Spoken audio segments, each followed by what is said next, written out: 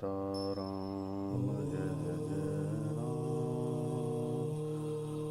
राम राम सीताराम जय जय राम। जय श्री राम। रामचरितमानस के अयोध्या कांड में आगे तुलसीदास जी व्याख्या करते हैं कि भरत जी को जब राजपाट देने के लिए कहा गया तो भरत जी कहते हैं, ग्रह ग्रहित पुनि बात बसते ही, पुनि बिछि मारते ही, पिया ई बारुनी कहू कहा उपचार। जिसे कुग्रह लगे हों, फिर जो वायु रोग से पीड़ित हो और उसी को फिर बिच्छू डंक मार दे, उसको यदि मदिरा पिलाया जाए तो कहिए यह कैसा इलाज है। कैकेयी के लड़के के लिए संसार में जो कुछ योग्य था, चतुर विधाता ने मुझे और वही दिया, पर दशरथ का पुत्र और राम का छोटा भाई होने की बड़ाई मुझे विधाता ने व्यर्थ ही दी। आप सब लोग भी मुझे टीका पढ़ाने के लिए कह रहे हैं। राजा की आज्ञा सभी के लिए अच्छी है। मैं किस किस प्रकार से उत्तर दूं? जिसकी जैसी रुचि हो आप लोग सुखपूर्वक वही कहें। मेरी कुमाता कैकेयी समेत मुझे छोड़कर कहिए, और कौन कहेगा कि यह काम अच्छा किया है। जड़ चेतन जगत में मेरे सिवा और कौन है जिसको श्री सीताराम जी प्राणों के समान प्यारे न हो। जो परमहानि है उसमें सबको बड़ा लाभ दिख रहा है। मेरा बुरा दिन है, किसी का दोष नहीं। आप सब कुछ जो कहते हैं वो सब उचित ही है, क्योंकि आप लोग संशयशील और प्रेम के वश हैं। श्री रामचंद्र जी की माता बहुत ही सरल हृदय है, उनको मुझ पर बड़ा विशेष प्रेम है, इसलिए मेरी दीनता देखकर वे स्वाभाविक स्नेहवश ही ऐसा कह रही हैं। गुरु जी ज्ञान के समुद्र हैं, इस बात को सारा जगत जानता है। जिनके लिए विश्व हथेली पर रखे हुए बैर के समान है, वे भी मेरे लिए राज तिलक का साज सजा रहे हैं। सत्य है, विधाता के विपरीत होने पर सब कोई विपरीत ही हो जाते हैं। श्री रामचंद्र जी और सीता जी को छोड़कर जगत में कोई यह नहीं कहेगा कि इस अनर्थ में मेरी सम्मति ही नहीं है। मैं उसे सुखपूर्वक सुनूंगा, सहूंगा, क्योंकि जहाँ पानी होता है वहाँ अंत में कीचड़ होता ही है। मुझे इसका डर नहीं कि जगत में मुझे बुरा कहेगा, पर परलोक का ही सोच है। मेरे हृदय में तो बस एक ही दुख दवानल धधक रहा है कि मेरे कारण सीताराम दुखी हुए। जीवन का उत्तम लाभ तो लक्ष्मण ने पाया, उन्होंने सब कुछ तज कर श्री राम जी के चरणों में मन लगाया। मेरा जन्म तो श्री राम जी के वनवास के लिए ही हुआ था। मैं अभागा झूठ मूठ क्या पछताऊंगा। आपनी दारुण दीनता कहूँ सब ही सिरुनाई, देखूं बिना रघुनाथ पद जिनके जरनी न जाई। सबको सिर झुकाकर मैं अपनी दारुण दीनता कहूँगा। श्री रघुनाथ जी के चरणों के दर्शन किए बिना मेरा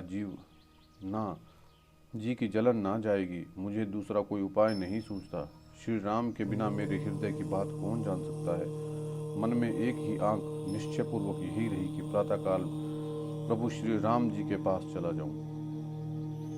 यद्यपि मैं बुरा और अभागी हूँ और मेरे कारण ही सब उपलब्ध हुआ है, तथापि श्री राम मुझे शरण में सम्मुख आया और देखकर सब अपराध क्षमा करके मुझ पर विशेष कृपा करेंगे।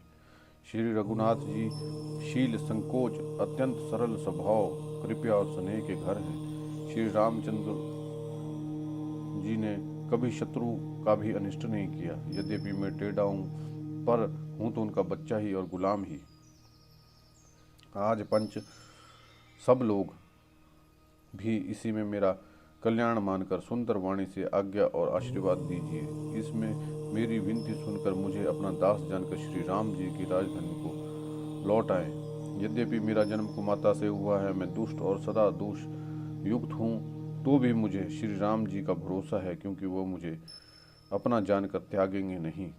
भरत जी के वचन सबको प्यारे लगे, मानो श्री रामचंद्र जी के प्रेम रूपी अमृत में पगे हुए थे। श्री राम वियोग रूपी भीषण विष से सब लोग जले हुए थे। वे मानो बीज सहित मंत्र को सुनते ही जाग उठे। मातु सचिव गुरुपुर नर नारी, सकल स्नेह विकल भय भारी। भरत ही कहीं सराही सराही, राम प्रेम मूर्ति तनु आई। माता मंत्री गुरु नर के स्त्री पुरुष सब स्नेह के कारण बहुत ही व्याकुल हो गए। सब भरत जी की को सराह सराह कर कहते हैं कि आपका श्री राम प्रेम की साक्षात मूर्ति ही है। यही तात भरत, आप ऐसा क्यों ना कहें, श्री राम जी को अपने प्राणों से के समान प्यारे हैं। जो नीच अपनी मूर्खता से अपनी माता कैकेयी की कुटिलता को लेकर आप पर संदेह करेगा, तो वह दुष्ट करोड़ों पुरखों सहित 100 कल्पों तक नरक में घर में निवास करेगा। सांप के पाप और अवगुण को मणि नहीं ग्रहण करती, बल्कि वह विष को हर लेती है और दुख तथा दरिद्रता को भस्म कर देती है। हे भरत जी, आप वन को अवश्य चलिए, जहाँ श्री राम जी हैं। आपने बहुत अच्छी सलाह विचारी। शोक समुद्र में डूबे हुए सब लोगों को आपने सहारा दिया। सबके मन में कम आनंद नहीं हुआ, अर्थात बहुत ही आनंद हुआ। मानो मेघों की गर्जना सुनकर चातक और मोर आनंदित हो रहे हैं। प्रातः काल चलने का सुंदर निर्णय देखकर भरत जी सभी को प्राण प्रिय हो गए। मुनि वशिष्ठ जी की वंदना करके और भरत को सिर नवाकर सब लोग विदा लेकर अपने अपने घर को चले। जगत में भरत जी का जीवन धन्य है, इस प्रकार कहते हुए उनके शील और स्नेह की सराहना करते हैं। आपस में कहते हैं, बड़ा काम हुआ। सब चलने की तैयारी करने लगे। जिसको भी घर की रखवाली के लिए वो ऐसा कहकर रखते हैं, वही समझता है मानो मेरी गर्दन मारी गई। कोई कहते हैं, रहने के लिए किसी को मत कहो। जगत में जीवन का लाभ कौन नहीं चाहता। वह संपत्ति, घर, सुख, मित्र, माता पिता, भाई जल जाए तो श्री राम के चरणों के सम्मुख होने में हंसने में सहायता ना करें। घर लोग अनेक प्रकार की सवारियां सजा रहे हैं। हृदय में हर्ष है कि सवेरे चलना है। भरत जी ने घर जाकर विचार किया कि नगर, घोड़े, हाथी, महल, खजाना आदि सारी संपत्ति श्री रघुनाथ जी की है। यदि व्यवस्था के लिए बिना उसे ऐसे छोड़कर चल दूं तो मेरे परिणाम में कोई भलाई नहीं है, क्योंकि स्वामी का द्रोह सब पापियों में शिरोमणि और श्रेष्ठ है। सेवक वही है जो स्वामी का हित करे, चाहे कोई करोड़ों दोष क्यों न दे। भरत जी ने ऐसा विचार कर ऐसे विश्वास पत्र सेवकों को बुलाया जो कभी स्वप्न में भी धर्म से नहीं टिके थे। भरत जी ने उन सब को भेद कर समझाया कि उत्तम धर्म बतलाया और जो योग्य था उसी काम पे नियुक्त कर दिया। सब व्यवस्था करके रक्षकों को रखकर भरत जी राम माता कौशल्या जी के पास गए। स्नेह की सुजान भरत जी सब माताओं को दुखी जानकर उनके लिए पालकियां तैयार करके सुखासन यान सजाने के लिए कहा। नर नारी चकवी की भांति हृदय में अत्यंत आर्त होकर प्रातःकाल का होना चाहते हैं। सारी रात जागते जागते सवेरा हो गया। तब भरत जी ने चतुर मंत्रियों को बुलवाया और कहा, राज तिलक का सामान ले चलो। वन में मुनि वशिष्ठ जी श्री रामचंद्र जी को राज्य देंगे, जल्दी चलो। यह सुनकर मंत्रियों ने वंदना की और तुरंत घोड़े, रथ और हाथी सजवा दिए। सबसे पहले मुनि राज वशिष्ठ जी अरुणधति और अग्निहोत्र की सब सामग्री सहित रथ पर सवार होकर चले। फिर ब्राह्मणों के समूह सब के सब तपस्या और तेज के भंडार थे, अनेकों सवारियां पर चढ़ कर चले। नगर के सब लोग रथों को सजा सजा कर चित्रकूट की ओर चल पड़े, जिसका वर्णन नहीं हो सकता। ऐसी सुंदर पालकियों पर चढ़ चढ़कर सब रानियां चली। विश्वास पात्र सेवकों को नगर सौंप कर और सबको आदर पूर्वक रवाना करके तब श्री सीताराम के चरणों को स्पर्श करके भरत शत्रुघ्न दोनों भाई चले। श्री राम जी के दर्शन के वश में हुए सब नर नारी ऐसे चले मानो प्यासे हाथी इतने जल को तज कर जा रहे हों। श्री राम सीता जी वन में है। मन में ऐसा विचार करके छोटे भाई शत्रुघ्न सहित भरत जी पैदल ही चले जा रहे हैं। उनका स्नेह देकर लोगों के प्रेम में मगन हो गए। सब घोड़े, हाथी, रथों को छोड़कर उनसे उतरकर पैदल चलने लगे। तब श्री रामचंद्र जी की माता कौशल्या जी भरत जी के पास जाकर अपनी पालकी की उनके समीप खड़ी करके कोमल वाणी से बोली, हे बेटा, माता बुला लेती है, तुम रथ पर चढ़ जाओ, नहीं तो सारा प्यारा परिवार दुखी हो जाएगा। तुम पैदल चलने से सभी लोग पैदल चलेंगे। शोक के मारे सब दुबले हो रहे हैं, पैदल रास्ते के योग्य नहीं है। माता की आज्ञा को सिर चढ़ाकर उनके चरणों में सिर नवाकर दोनों भाई रथ पर चढ़कर चलने लगे। पहले दिन तमसा पर वास करके दूसरा मुकाम गोमती के तीर पर किया।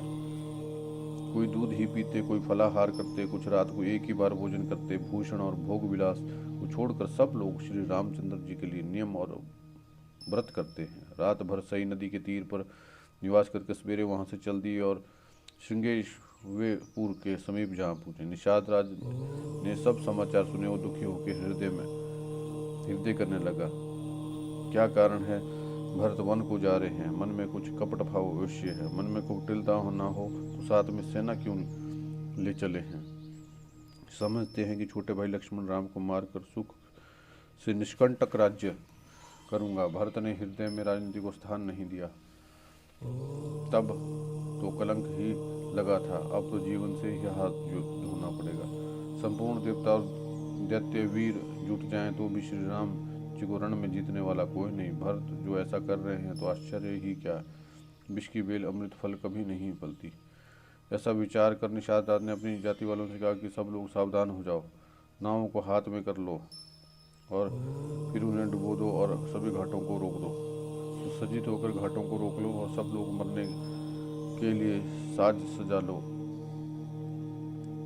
अर्थात भरत से दो युद्ध में लड़कर मरने के लिए तैयार हो जाओ। मैं भरत के सामने मैदान में लोहा लूंगा और जीते जी उन्हें गंगा पार ना उतरने दूंगा। युद्ध में मरण और फिर गंगा जी का तट, श्री राम जी का काम और क्षण भंगुर शरीर। भरत श्री राम जी के भाई और राजा में नीच सेवक, बड़े भाग्य से ऐसी मृत्यु मिलती है। मैं स्वामी जी के लिए काम के लिए रण में लड़ाई करूंगा, 14 लोगों को अपने यश से उज्जवल करूंगा। श्री रघुनाथ जी के निमित्त प्राण त्यागूंगा। मेरे तो दोनों हाथों में आनंद के लड्डू हैं। जो जीत गया तो सेवक राम का यश प्राप्त करूंगा और मारा गया तो श्री राम जी की नित्य सेवा प्राप्त करूंगा। साधुओं के समाज में जिनकी गिनती नहीं और श्री राम जी के भक्तों में जिनका स्थान नहीं, वह जगत पृथ्वी पर भार होकर व्यर्थ ही जीता है। वह माता के यौवन रूपी वृक्ष के काटने के लिए कुल्हाड़ मात्र है। इस प्रकार श्री रामचंद्र जी के लिए प्राण समर्पण का निश्चय करके निषाद राज विषाद से रहित हो गया और सबका उत्साह बढ़ाकर श्री रामचंद्र जी का स्मरण करके उसने तुरंत ही तरकस, धनुष और कवच मांगा। हे भाइयों, जल्दी करो, सब सामान सजाओ, मेरी आज्ञा सुनकर कोई मन में कायरता ना करे। सब हर्ष के साथ बोले, हे नाथ, बहुत अच्छा। और आप एक दूसरे को जोश बढ़ाने लगे। निषाद राज का जोहर करके सब निषाद चले। सभी बड़ी शूरवीर हैं और संग्राम में लड़ना उन्हें बहुत अच्छा लगता है। श्री रामचंद्र जी के चरण कमलों की ज्योतियों का स्मरण करके उन्होंने छोटे छोटे तरकस बांधकर धनुहियों की प्रतंचा चढ़ाई। कवच पहनकर सिर पर लोहे का टोप रखते हैं और फर्श से भाले और बर्छों को सीधा कर रहे हैं। कोई तलवार के वार को रोकने में अत्यंत ही कुशल है। वे ऐसे उमंग में भरे हैं मानो धरती छोड़कर आकाश में उछल रहे हों। निज निज साजू समाजू बनाई, गुह राहु ही जोहरे जाई। देख सुभट सब लायक जाने, ले ले राम सकल सन्माने। अपना अपना साज समान बनाकर उन्होंने जाकर निषाद राज गुह को जोहर की। निषाद राज ने सुंदर योद्धाओं को देखकर सबको सुयोग्य जाना और नाम ले लेकर सबका सम्मान किया। हे भाइयों, धोखा ना लाना, आज मेरा बड़ा भारी काम है। यह सुनकर सब योद्धा बड़े जोश के साथ बोले, हे वीर, अधीर मत हो।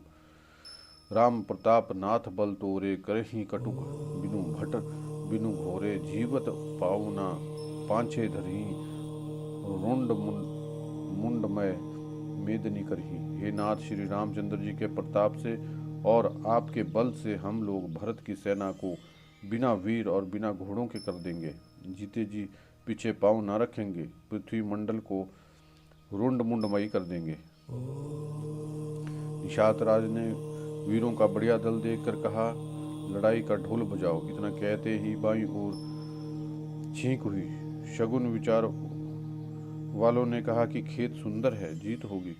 एक बूढ़े ने शगुन विचार कर भगत से मिली, उनसे लड़ाई नहीं होगी। भरत श्री रामचंद्र जी को मनाने जा रहे हैं। शगुन ऐसा कह रहा है कि विरोध नहीं है। यह सुनकर निषाद राजगुह ने, बूढ़ा ठीक कह रहा है, जल्दी में कोई काम करके मूर्ख लोग पछताते हैं। भरत जी का शील स्वभाव बिना समझे बिना जाने युद्ध करने में हित को बहुत बड़ी हानि है। अतएव है वीरो, तुम इकट्ठे होकर सब घाटों को रोक लो। मैं जाकर भरत जी से मिलकर उनका भेद लेता हूँ।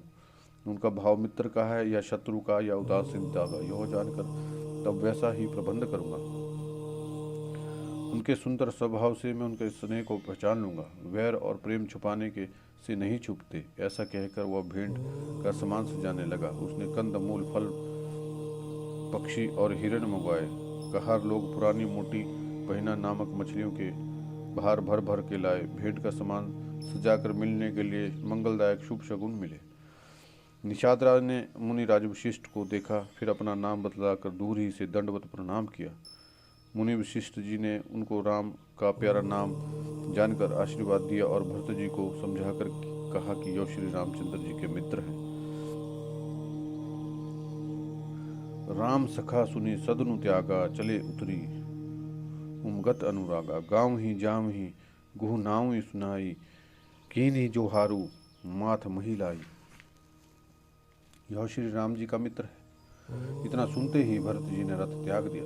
वे रथ से उतरकर प्रेम में उमंगते हुए चले। निषाद राज अपने गुरु अपना गांव जाति नाम सुनाकर मत्था पृथ्वी मत्था पर टेक कर जोहर की। दंडवत करते देख भरत जी ने उठाकर उसे छाती से लगा दिया। हृदय में प्रेम समाता नहीं था, मानो लक्ष्मण जी से भेंट हो गई है। भरत जी गुरु को अत्यंत प्रेम से गला लगा रहे हैं। प्रेम की रीति को सब लोग सिहा रहे हैं। मंगल की मूल धन्य धन्य की ध्वनियां देखकर देवता उसकी सराहना करते हुए फूल बरसा रहे हैं। लोक वेद सब भांति नीचा, जासु छां छुई लेही सींचा। तेही भरी अंक राम लघु भ्राता, मिलत पुलक परिपूरित गाथा। जो लोक और वेद दोनों में सब प्रकार से नीचा माना जाता है, जिसकी छाया के छू जाने से भी स्नान होता है, वो निषाद आंख भरकर श्री राम जी के छोटे भाई भरत शरीर से पुलकावली से परिपूर्ण होकर मिल रहे हैं। जो लोग राम राम करके झुमाई लेते हैं, अर्थात आलस्य से भी जिनके मुंह में राम नाम का उच्चारण होता है, पापों के समूह उनके सामने नहीं आते। फिर गुहू तो स्वयं श्री रामचंद्र जी ने हृदय लगा लिया और कुल समेत इसे जगत पावन बना दिया। कर्मनाशा नदी का जल गंगा जी में पड़ता है, तब कहिए उसे कौन सिर पे धारण नहीं करता। जगत जानता है, उल्टा नाम मरा मरा जपते वाल्मीकि जी ब्रह्म के समान हो गए। मूर्ख और पामर चंडाल शबर खस यवन कोल किरात भी राम नाम कहते ही परम पवित्र और त्रिभुवन में विख्यात हो गए। इसमें कोई आश्चर्य नहीं, युग युगांतर से यही रीति चली आ रही है। श्री रघुनाथ जी ने किसको बढ़ाई नहीं दी। इस प्रकार देवता राम नाम की महिमा कह रहे हैं और उसे सुन सुनकर अयोध्या के लोग सुख पा रहे हैं। राम सखा निषाद ने प्रेम से मिलकर भरत जी ने कुशल मंगल क्षेम पूछी। भरत जी का शील और प्रेम देखकर निषाद उसी समय विदेह हो गया। उसके मन में संकोच प्रेम आनंद इतना बढ़ गया कि वह खड़ा खड़ा टकटकी लगाए भरत जी को देख रहा था। फिर धीरज धरकर भरत जी के चरणों में वंदना करके प्रेम सहित हाथ जोड़कर विनती करने लगा, हे प्रभु, कुशल के मूल अपने चरण कमलों के दर्शन कर मैंने तीनों कालों में अपना कुशल जान लिया। अब आपके परम अनुग्रह से करोड़ों कुलों सहित मेरा मंगल कल्याण हो गया। मेरी करतूत और कुल को समझकर और प्रभु श्री रामचंद्र जी की महिमा को मन में देखकर जो रघुवीर श्री राम जी के चरणों का भजन नहीं करता, वह जगत में विधाता के द्वारा ठगा रह जाता है। मैं कपटी कायर बुद्धि कुजाति और लोक वेद दोनों प्रकार से बाहर हूँ, पर जब से श्री रामचंद्र जी ने मुझे अपनाया है, तभी से मैं विश्व का भूषण हो गया। निषाद राज की प्रीति को देखकर सुंदर विनय वचन सुनकर भरत जी के छोटे भाई शत्रुघ्न जी उनसे मिलने आए। फिर निषाद जी ने नाम लेकर सुंदर वाणी से सब रानियों को आदरपूर्वक जोहर की। रानियों ने लक्ष्मण जी के समान समझकर आशीर्वाद देती है कि तुम 100 लाख वर्षों तक सुखपूर्व जियो। नगर के स्त्री पुरुष निषाद को देखकर ऐसे सुखी हुए मानो लक्ष्मण जी को देख रहे हो। सब कहते हैं जीवन का लाभ तो इसी ने पाया है जिसे कल्याण स्वरूप श्री रामचंद्र जी ने अपनी भुजाओं में बांधकर गले लगाया। निषाद अपने भाग्य की बड़ाई सुनकर मन में अत्यंत परम आनंदित होकर सबको अपने साथ लिवा चले। उसने सब सेवकों को इशारे से कह दिया कि स्वामी का रुख पाकर चले, और उन्होंने घरों, वृक्षों, तालाबों और बगीचों, जंगल में ठहरने का स्थान बना दिया। भरत ने जब श्रृंगवेश्वरपुर को देखा तब वे सब अंग प्रेम के कारण स्थिर हो गए। वे निषाद को लगा दिए, ऐसा शोभा तेरे मानो विनय और प्रेम शरीर धारण किए हो। इस प्रकार भरत जी ने सब सेना को साथ में लिया और ये जगत को पवित्र करने वाली गंगा जी के दर्शन किए। श्री राम घाट को प्रणाम किया। उनका मन आनंद मंगल हो गया, मानो उन्हें स्वयं श्री राम जी ही मिल गए हो। नगर के नगरवासी प्रणाम कर रहे हैं। गंगा जी के ब्रह्म रूप जल को देख देख कर आनंदित हो रहे हैं। गंगा जी में स्नान कर हाथ जोड़कर सभी ये वर मांगते हैं कि श्री रामचंद्र जी के चरणों में हमारा प्रेम कम ना हो। भरत जी ने कहा, हे गंगे, आप की रज सबको सुख देने वाली और सेवक के लिए तो कामधेनु ही है। मैं हाथ जोड़कर यही वरदान मांगता हूँ कि श्री सीता जी राम जी के चरणों में मेरा स्वाभाविक प्रेम हो। इस प्रकार भरत जी स्नान कर गुरु जी की आज्ञा पाकर यह जानकर कि सब माताएं स्नान कर चुकी है, डेरा उठाकर चले। लोगों ने जहाँ तहाँ डेरा डाल दिया। भरत जी ने सभी का पता लगाया। फिर देव पूजन करके आज्ञा पाकर दोनों भाई श्री रामचंद्र जी की माता कौशल्या के पास गए। चरण दबाकर कोमल वचन कह कहकर भरत ने सब माताओं का सत्कार किया। फिर शत्रुघ्न की माताओं की सेवा सौंप कर अपने निषाद को बुला लिया। सखा निषाद रथ के हाथ से हाथ मिलाते हुए भरत जी चले। प्रेम कुछ थोड़ा नहीं है जिससे उनका शरीर शिथिल हो रहा है। भरत जी सखा से पूछते हैं कि वह स्थान दिखाओ और नेत्र और मन की जलन कुछ ठंडी करो जहाँ श्री सीता माता श्री राम जी और लक्ष्मण रात को सोए थे। ऐसा कहते उन्हें नेत्रों में कोयों में प्रेमाश्रुओं का जल भर गया। भरत जी के वचन सुनकर निषाद को बड़ा विषाद हुआ। वह उसे तुरंत ही वहां ले गए जहां पवित्र अशोक वृक्ष के नीचे श्री रामचंद्र जी ने विश्राम किया था। भरत जी ने वहां अत्यंत प्रेम आदरपूर्वक दंड प्रणाम किया। कुशों को देखकर, सारथी देखकर और प्रदक्षिणा करके उसे प्रणाम किया। श्री रामचंद्र जी के चरण चिन्हों की रज आंखों में लगाई। प्रेम की अधिकता कहे नहीं बनती थी। भरत जी ने 2-4 स्वर्ण बिंदु सोने के कर्ण या तारे आदि जो सीता जी के गहने कपड़ों से गिर पड़े थे देखकर उन्हें सीता जी समझकर सिर पर रख लिया। उनके प्रेमाश्रु जल से भरे हैं, हृदय में गलानी है। वे सखा से सुंदर वाणी में वचन बोले। ये स्वर्ण के कर्ण या तारे सीता माता के विरह के ऐसे शोभाहीन कांति हो रहे हैं जैसे अयोध्या के नर नारी विहीन हो रहे हैं। सीता जी के पिता राजा जनक हैं। इस जगत में भोग और योग दोनों ही जिनकी मुट्ठी में है, मैं उन जनक जी की कैसी उपमा दूं।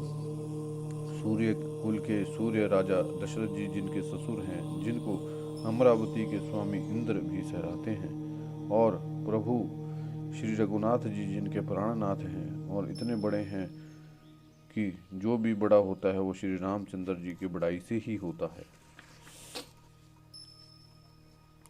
उनका श्रेष्ठ प्रतिव्रता स्त्रियों में शिरोमणि सीता जी की साथी देख कर मेरा हृदय हाहारा कर फट नहीं जाता। हे शंकर, यह वज्र से भी अधिक कठोर है। मेरे छोटे भाई लक्ष्मण बहुत ही सुंदर और प्यार करने योग्य हैं। ऐसा भाई ना तो किसी के हुआ है, ना ही होने ही है। जो लक्ष्मण अवध के लोगों को प्यारे, माता पिता के दुलारे और सीता राम लक्ष्मण के प्राण प्यारे हैं, जिनकी कोमल मूर्ति और सुकुमार स्वभाव है, जिनके शरीर में कभी गर्म हवा भी नहीं लगती। वे वन में सब प्रकार की विपत्तियां सह रहे हैं। यह मेरी छाती ने करोड़ों वज्रों का भी निरादर कर दिया। श्री रामचंद्र जी ने जन्म लेकर जगत को प्रकाशित कर दिया। वे रूप, शील, सुख और समस्त गुणों के समुद्र हैं। पूर्वासी, कुटुंबी, गुरु, पिता, माता सभी श्री रामचंद्र जी का स्वभाव सुख देने वाला है। शत्रु भी श्री रामचंद्र जी की बड़ाई करते हैं। बोल चाल, मिलने का ढंग, विनय से तो मन को हरी लेते हैं। करोड़ों सरस्वती अरबों शेष भी श्री रामचंद्र जी के गुण समूह की गिनती नहीं कर सकते। जो सुखपूर्वक रघु वंश शिरोमणि श्री रामचंद्र जी मंगल और अनंत के भंडार हैं, वे पृथ्वी पर कुशा बिछाकर सोते हैं। विधाता की गति बड़ी ही बलवान है। श्री रामचंद्र जी ने कानों से भी कभी दुख का नाम नहीं सुना। महाराज स्वयं जीवन वृक्ष की तरह उनका सारा संभाल किया करते थे। सब माताएं दिन रात उनकी ऐसा सार संभाल करती थी जैसे पल के नेत्रों की और सांप अपनी मणि की करते हैं। वही श्री रामचंद्र जी अब जंगलों में पैदल फिरते हैं और कंद मूल और फलों का भोजन करते हैं। अमंगल की मूल कैकई को धिक्कार है, जो अपने प्राण प्रीतम पति से भी प्रतिकूल हो गई। मुझे पापों के समुद्र और अभागे को धिक्कार है, जिसके कारण यह सब उत्पात हुआ। विधाता ने मुझे कुल का कलंक बनाकर पैदा किया और कुमाता ने मुझे स्वामी द्रोही बना दिया। यह सुनकर निषाद राज प्रेम पूर्वक समझाने लगा, हे नाथ, आप व्यर्थ विषाद किस लिए करते हैं? श्री रामचंद्र जी आपको प्यारे हैं और आप श्री रामचंद्र जी को प्यारे हैं, यही निचोड़ है। दोष तो प्रतिकूल विधाता को है।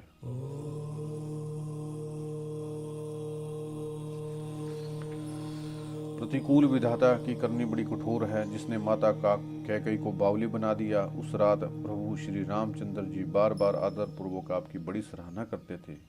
तुलसीदास जी कहते हैं, श्री रामचंद्र जी को आपके समान अतिशय प्रिय और कोई नहीं है। मैं सौगंध खाकर कहता हूँ, परिणाम में मंगल होगा। यह जानकर आप हृदय में धैर्य धारण कीजिए। श्री रामचंद्र जी अंतर्यामी तथा संकोच, प्रेम और कृपा के धाम है। यह विचार कर और मन में दृढ़ता लाकर चलिए और विश्राम कीजिए।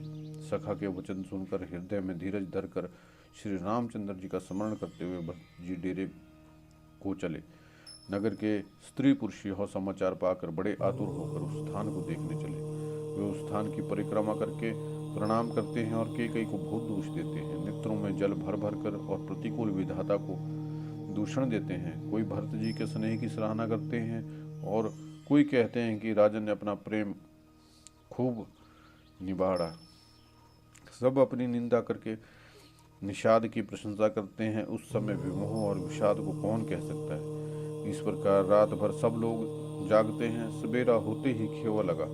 सुंदर नाव पे गुरुजी को, फिर नई नाव पे सब माताओं को चढ़ाया। 4 घड़ी में सब गंगा के पार उतर गए। तब भरत जी ने उतरकर सबको संभाला। प्रातःकाल की क्रियाओं को करके, माता के चरणों की वंदना करके, गुरुजी को सिर नवाकर भरत जी ने निषादों को रास्ता दिखलाने के लिए आगे कर दिया और फिर सेना चल दी। निषाद को आगे करके फिर सब माताओं की पालकियां चली। छोटे भाई शत्रुघ्न को बुलाकर साथ कर दिया। फिर ब्राह्मणों सहित गुरुजी ने गमन किया। तदनंतर आप भरत जी ने गंगा को प्रणाम करके लक्ष्मण सहित श्री सीता जी का स्मरण किया और भरत पैदल ही चले। उनके साथ कोतल घोड़े बागडोर से बंधे हुए चले जा रहे हैं। उत्तम सेवक बार बार कहते हैं, हे नाथ, आप घोड़े की सवारी कर लीजिए। श्री रामचंद्र जी तो पैदल ही गए और हमारे लिए रथ, हाथी, घोड़े बनाए गए हैं। मुझे उचित तो ऐसा ही है कि मैं सिर के बल चढ़ के जाऊं। सेवक का धर्म सबसे कठिन होता है। भरत जी की दशा देखकर, कोमल वाणी सुनकर सब सेवकगण गलाने के मारे गले जा रहे हैं। जय श्री राम।